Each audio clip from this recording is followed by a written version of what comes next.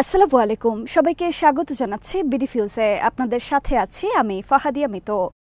অধিকৃত জম্মু ও কাশ্মীরের পেহেলগামে সশস্ত্র হামলায় ২৬ পর্যটক নিহত হবার পর চিরবৈরী প্রতিবেশী পাকিস্তানের সাথে দিল্লির উত্তেজনা এখন চরমে।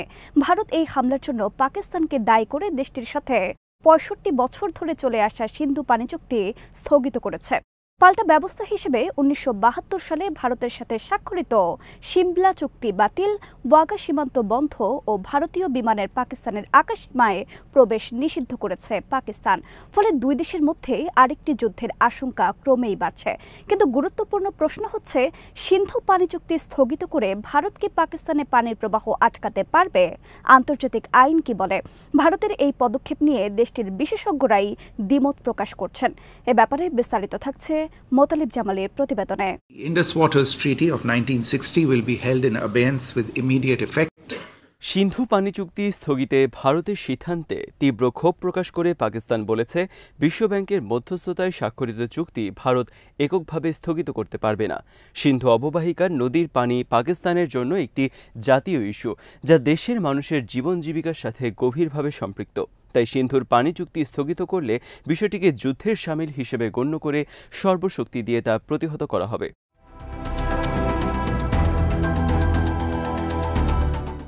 সিন্ধু অববাহিকায় দুই দেশের মধ্যে প্রবাহিত ৬টি আন্তঃসীমান্ত নদীর পানি বণ্টন নিয়ে বিশ্বব্যাংকের মধ্যস্থতায় ভারত ও পাকিস্তানের মধ্যে দীর্ঘ আলোচনার পর ১৯৬০ সালে চুক্তিটি স্বাক্ষরিত হয়। এটি আন্তঃসীমান্ত নদীর পানি বণ্টন নিয়ে বিশ্বের দীর্ঘস্থায়ী দ্বিপক্ষীয় চুক্তিগুলোর একটি। এই চুক্তির আওতায় সিন্ধু অববাহিকার পূর্ব দিকে অবস্থিত ৩টি নদী রাভি, বিয়াস ও সুতলেজ এর পানি ভারত ব্যবহার করবে। অন্যদিকে অববাহিকার পশ্চিম দিকে অবস্থিত ৩টি শাখা নদী সিন্ধু, ঝিলম ও চেনাব এর পানি প্রবাহের ৮০% পাকিস্তান ও ভারত ২০% ব্যবহার করবে।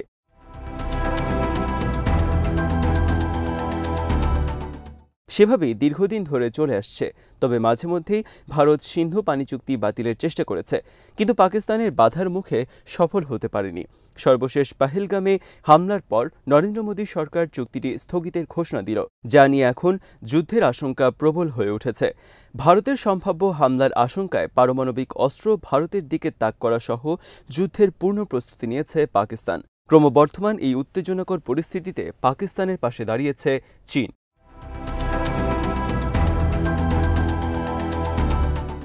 পানি চুক্তি স্থগিতের নরেন্দ্র মোদীর সরকারের সিদ্ধান্ত শুধু পানি নিয়ন্ত্রণের কৌশল নয়, বরং পাকিস্তানের ওপর রাজনৈতিক চাপ সৃষ্টির একটি উপায় হিসেবেও দেখা হচ্ছে। ভারতের এই পদক্ষেপের পর পাকিস্তানের জন্য এখন বড় চ্যালেঞ্জ হবে নিজস্ব পানি সংরক্ষণ কাঠামো শক্তিশালী করা এবং আন্তর্জাতিক পর্যায়ে ভারতকে পাল্টা কঠোর কূটনৈতিক জবাব দেওয়া। সিমলা চুক্তি বাতিল করার ঘোষণা সেই দিক থেকে একটি গুরুত্বপূর্ণ পদক্ষেপ। ১৯৭১ সালের যুদ্ধের পর ভারত ও পাকিস্তানের মধ্যে স্বাক্ষরিত ঐতিহাসিক সিমলা চুক্তি দুই দেশের মধ্যে গুরুত্বপূর্ণ একটি শান্তি চুক্তি। পাকিস্তানের এই পদক্ষেপে ভারতও এখন পাল্টা চাপে পড়বে বলে মনে করেন বিশ্লেষকরা।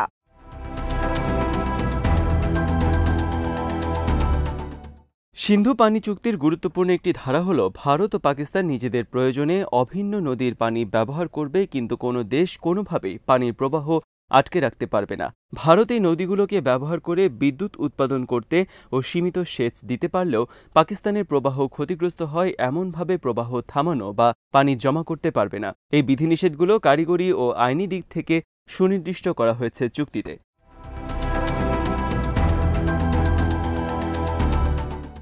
ভারত চুক্তি স্থগিত করার ঘোষণা দিলেও চুক্তির এই শর্ত অনুযায়ী এখনই পাকিস্তানের পানি প্রবাহ বন্ধ করতে পারবে না। বিশেষ করে আগামী মাস অর্থাৎ মে থেকে সেপ্টেম্বর পর্যন্ত পানির উচ্চ প্রবাহের মৌসুমে পানির প্রবাহ বন্ধ করা ভারতের পক্ষে কোনোভাবেই সম্ভব হবে না, কারণ এই ৫ মাস অনবরত বরফ গলতে থাকে।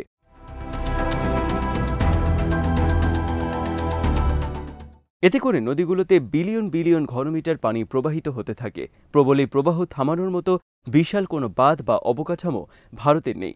ছোটখাটো যেগুলো আছে সেগুলোর পানি আটকানোর বা ধারণ ক্ষমতা খুবই কম। ফলে আগামী কয়েক মাসে সিন্ধু পানি চুক্তি স্থগিত করার ভারতের সিদ্ধান্তে পাকিস্তানের কোনো ক্ষতি হবে না।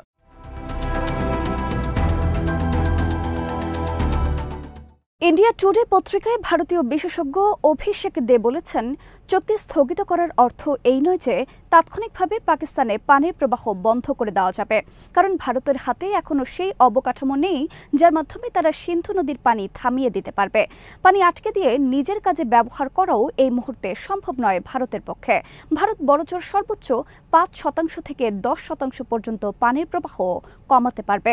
ভারতের অন্য বিশেষজ্ঞরা মনে করেন এই নদীগুলোর ওপর বড় রিজার্ভার বা জলাধার নির্মাণ করতে ভারতের কয়েক বছর লেগে যাবে। এর জন্য যথেষ্ট জরিপ পরিচালনা এবং বিশাল অঙ্কের অর্থের প্রয়োজন হবে। সব গুছিয়ে করতে গেলে ভারতের অন্তত 1 দশক লেগে যাবে। ফলে 10 বছর পর পানি নিয়ে সমস্যায় পড়তে পারে পাকিস্তান।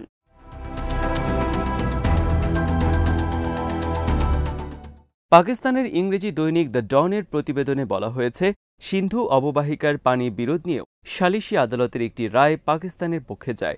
ওই রায়ে বলা হয়, ঝিলাম নদীর উজানে ভারতের কিষানগঙ্গা প্রকল্প দিয়ে ভাটির দিকে পানির প্রবাহ আটকে রাখা যাবে না। পরিবেশ ও জীববৈচিত্র্যের স্বাভাবিক সুরক্ষার জন্য ন্যূনতম যে পানির প্রয়োজন হবে পাকিস্তানের, তা ভারতকে অবশ্যই ছাড়তে হবে। সিন্ধু পানি চুক্তির আলোকেই এই রায় দিয়েছিল আদালত।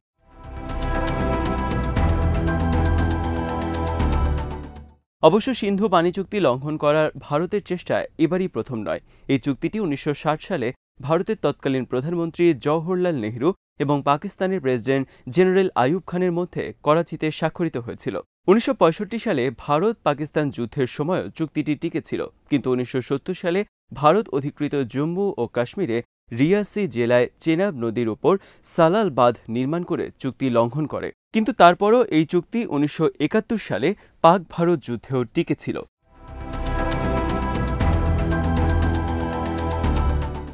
জুলফিকার আলী ভুট্টো পাকিস্তানের প্রধানমন্ত্রী হবার পর তার সরকার সালাল বাঁধ নির্মাণের বিরুদ্ধে বিশ্বব্যাংকে অভিযোগ করে। এর ফলে ভারত বাঁধটির নকশা পরিবর্তনে বাধ্য হয়। এরপর 1978 সালে পাকিস্তানের সামরিক শাসক জেনারেল জিয়াউল হকের সরকারের সঙ্গে ভারত একটি চুক্তি করে। এই চুক্তির ফলে সালাল বাঁধের স্পিলওয়ে গেটের উচ্চতা 40 ফুট থেকে 30 ফুটে নামিয়ে আনতে বাধ্য হয় ভারত। 2001 সালে ভারতের পার্লামেন্ট ভবনে হামলার পর দেশটি সিন্ধু পানি চুক্তি স্থগিতের হুমকি দিয়েছিল।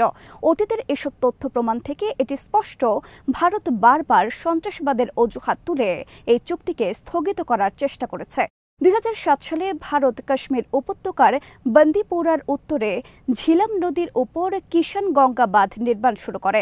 পাকিস্তান এর বিরুদ্ধে বিশ্বব্যাংকে অভিযোগ করলে প্রকল্প স্থগিত করতে বাধ্য হয় ভারত। পরে বিষয়টি সালিশি আদালতে পাঠানো হয়, যা এখনও বিচারাধীন রয়েছে।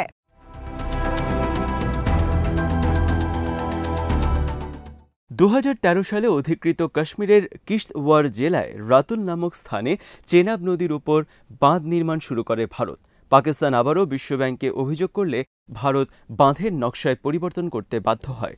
2023 সালে দুই দেশের যৌথ সম্মতিতে পানি চুক্তিতে পরিবর্তন আনার ধারা 12(3) সংশোধন করার বিষয়টি নিয়ে আলোচনার জন্য পাকিস্তানের প্রতি আহ্বান জানায় ভারত, কিন্তু পাকিস্তান আলোচনায় যেতে অস্বীকার করে।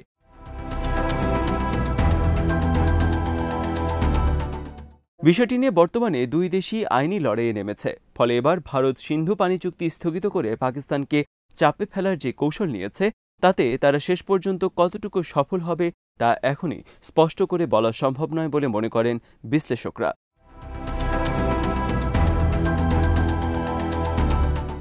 ভারতের টার্গেটই হচ্ছে ঝিলাম ও চেনাব নদীর ওপর আরও বেশি বাঁধ নির্মাণ করে পাকিস্তানের বিরুদ্ধে পানিকে অস্ত্র হিসেবে ব্যবহার করা, যেটা ভারত বাংলাদেশের বিরুদ্ধেও বরাবরই করে আসছে।